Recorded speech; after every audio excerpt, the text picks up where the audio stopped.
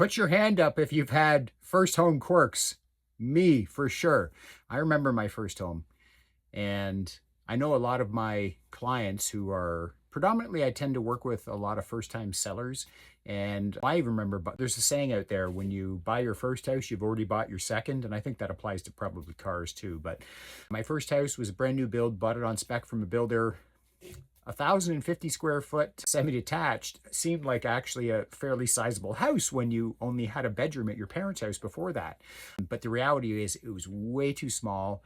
I had one kid as we're moving into it, and I think probably two kids as we're moving out of it. Definitely just too small from the start. And it wouldn't matter how much paint we did, how much basement we finished, how many kitchens you renovated, bathrooms. It was just really too small.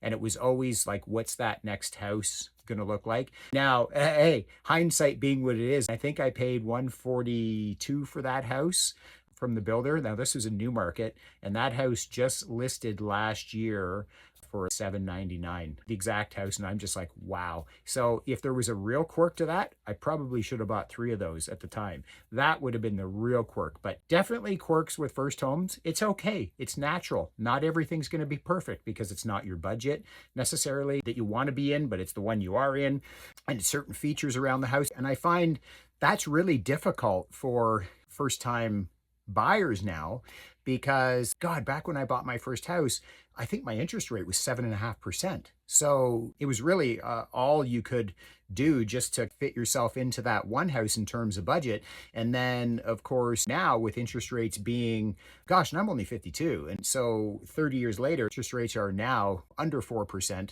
Your buying power goes so much more. I understand real estate's gone so much more. Everything's relative at the end of the day.